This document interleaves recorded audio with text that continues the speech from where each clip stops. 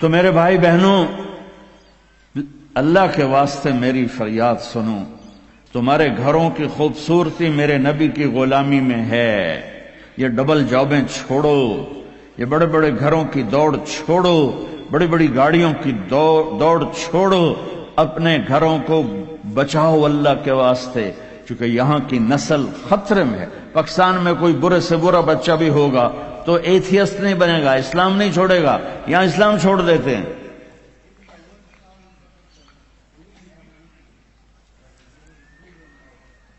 میں آپ کو اپنے گھر کی بتا رہا تھا، ایک بچہ مجھے ملنے آیا، کہنے لگا جی میں نے پورے پاکستان میں ٹاپ کیا ہے ایف ایس سی میں، اور کنگ جو ٹاپ کرتے ہیں وہ کنگ ایڈورڈ میڈیکل یونیورسٹی میں جاتے ہیں۔ تو 2 دفعہ میں خودکشی کی کوشش کر چکا ہوں، پلز کھائیں، گولیاں، لیکن وہ زندگی تھی، بچ گیا۔ میں نے کہا بیٹا تو چھوٹا سا ہے، تو نے یہ خودکشی کی کیوں یہ تو نے قدم اٹھایا؟ کہا جی میرے امی اور ابو اتنا لڑتے ہیں کہ ڈسہارٹڈ ہو کر میں 2 دفعہ خودکشی کی کوشش کر چکا۔ ماں اور باپ کی لڑائی نے اتنے بریلینٹ قابل بچے کو مرنے پر مجبور کر دیا۔ کوئی بھوک نہیں تھی، سوکھے تھے، اچھے خوشحال گھرانہ تھا، لیکن خامد بھی بد زبان، بیوی بھی بد زبان، تو بچے خودکشی پہ آ گئے۔ بھائیو، اگر آپ اپنے آپ کو خوبصورت بنانا چاہتے ہو، دیکھو میں ہاتھ جوڑتا ہوں، سب دیکھو، اس زبان پہ قابو پا لو۔ یہ زبان خوبصورت ہو گئی، دل جڑ جائیں۔ بہ گئی پیما فتوے نہ ٹھوک دو۔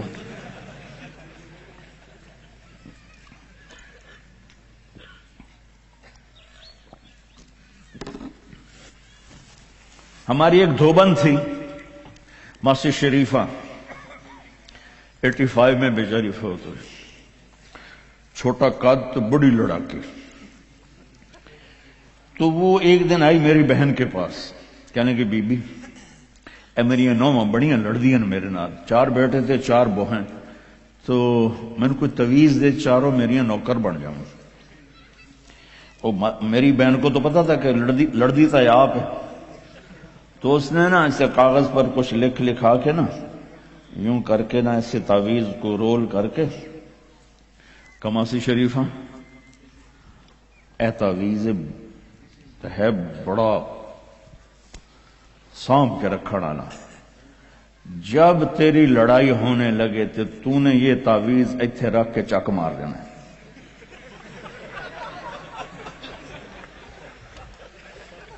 میری بہن نے کیا طریقہ استعمال کیا، ماسی شریفوں کو چپ کروایا۔ اب تعویذوں کا بڑا مانتے ہیں ہمارے دیہاتوں میں، تو وہ ہفتے بعد آ گئی، کہنے کہ بی بی تو بڑا چنگا تعویذ دیتا ہے، میری تو ساری لڑائی ختم ہو گئی، کیونکہ ماسی شریفہ چپ ہو گئی۔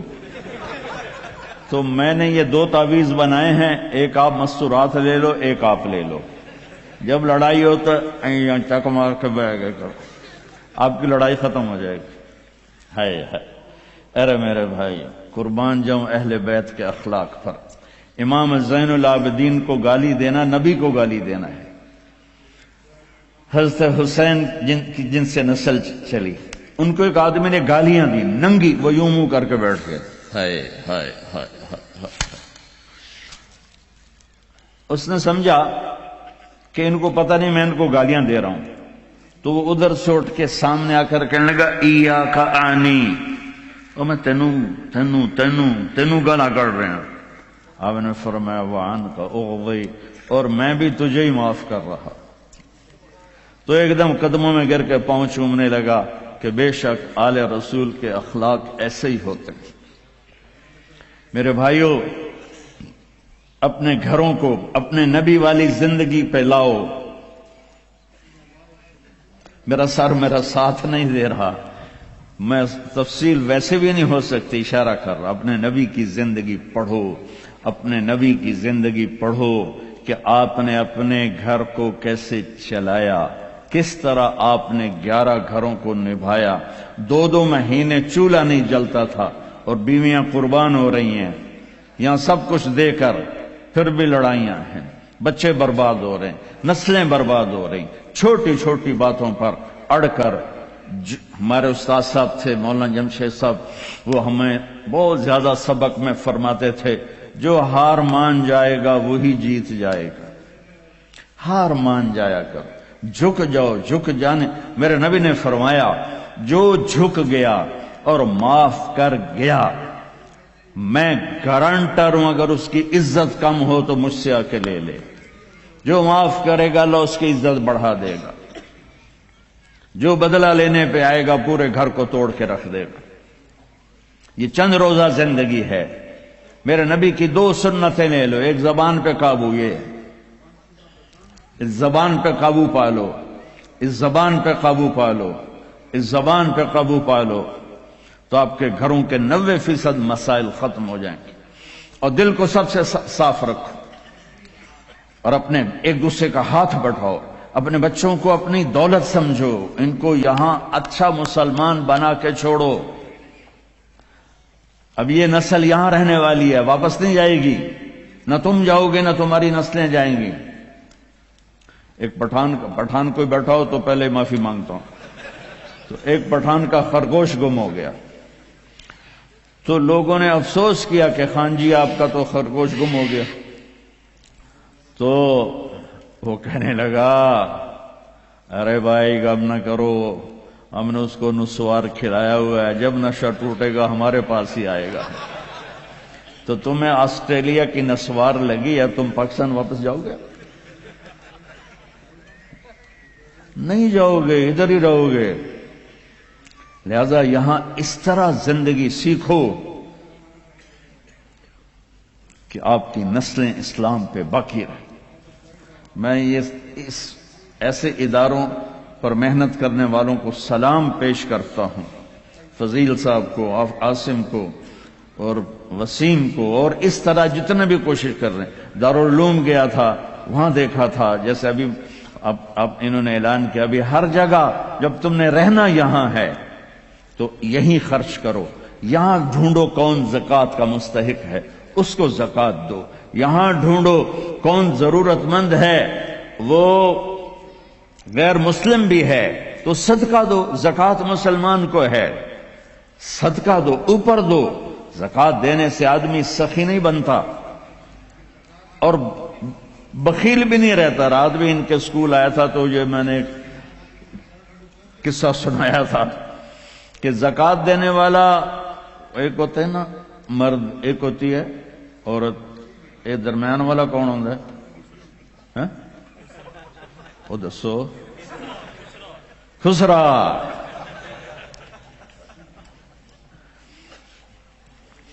تو زکوٰۃ دینے والے جو ہوتے ہیں نا وہ بخل سے نکل آتے ہیں، سخاوت میں جاتے نہیں تو وچکارلے بڑھ جاتے ہیں۔ تو صدقہ بھی دیا کرو۔ خسرو پرویز ایران کے بادشاہ کے پاس ایک آدمی مچھلی لایا، اس کو بڑی پسند آئی تو اس نے شاہی جوش میں کہا 4000 درہم دے دو۔ بہت بڑی دولت تھی، جیسے $4000 سمجھو ایک مچھلی۔ تو اس کی بیگم نے اس کے کان میں کہا یہ کیا کیا ہے؟ دربار تھا کہ 4000 تم ایک مچھلی پہ دے رہے ہو تو خزانہ خالی ہو جائے گا، واپس لو اس سے پیسے اور مچھلی واپس کرو۔ انہوں نے کہا میں بادشاہ ہو کر پیسے کیسے واپس لوں، یہ تو ہو ہی نہیں سکتا۔ انہوں نے کہا میں بتاتی ہوں، تم اس کو بلا کے پوچھو بھائی یہ مچھلی کیا ہے، نر ہے یا مادہ؟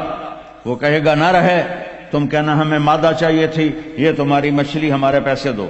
اگر وہ کہے یہ مادہ ہے تو تم کہنا بھی ہمیں نر چاہیے تھا، یہ تمہاری مچھلی ہمیں پیسے دو۔ ہاں ہاں ہاں، کب ہے اس کو بلاؤ بلاؤ بلاؤ بلاؤ۔ وہ باہر نکل گیا تھا، اس کو بلا لی۔ او بھائی یہ مچھلی نر ہے یا مادہ؟ وہ کوئی پیو دو پتر اسے کہ صحیح ہے ہی جڑائے، یہ نہ نر ہے نہ مادہ۔ انہوں نے کہا 4000 اور دے دو۔ تو میرے بھائیو، آسٹریلیا اگر آپ کے پاس پاسپورٹ ہے تو یہ آپ کا ملک ہے، یہ آپ کا دیش ہے۔ میں آپ کے سامنے ہاتھ جوڑتا ہوں، اسلام پہ حرف نہ آنے دو، جھوٹ نہ بولو، دھوکہ نہ دو، فراڈ نہ کرو۔ یہاں کی لڑکیوں سے اس لیے شادی نہ کرو کہ کاغذات بنانے ہیں، یہ دھوکہ ہوگا، فراڈ ہوگا۔ اور میرے نبی کا فرمان ہے میرا امتی ہر گناہ کر سکتا ہے، 2 کبھی نہیں کرے گا، ایک جھوٹ کبھی نہیں بولے گا اور ایک دھوکہ کبھی نہیں دے گا۔ آپ میں جو تاجر بیٹھے ہوئے ہیں ٹیکس نہ بچاؤ، جو جابین ہیں ان کا ٹیکس تو اپنے آپ کٹ جاتا ہے، لیکن یہ جو تاجر ہیں یہ ہیرا پھیری کر کے ٹیکس بچاتے ہیں۔ تو میں آپ کے سامنے ہاتھ جوڑتا ہوں، سچائی پر پیسہ قربان کر دو، پیسے پر سچائی کو قربان نہ کر دو۔ اگر تمہاری کمائی 1 لاکھ ہے تو 1 لاکھ شو کرو، اور اس کو جتنا ٹیکس بنتا ہے ادا کرو، اللہ تمہیں پتہ نہیں کہاں کہاں سے دے گا۔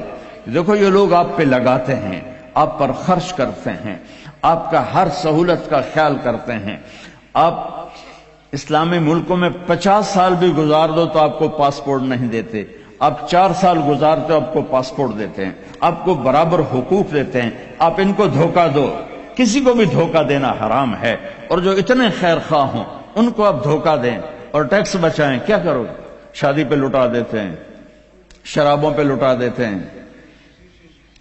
رزق حلال، شرابیں نہ بیچو، رزق حلال کماؤ، اللہ سے مانگو کہ اللہ میں توبہ کرتا ہوں، میرے لیے راستہ نکال، اور پھر اس کی کوشش کرو، اللہ راستہ دے دے۔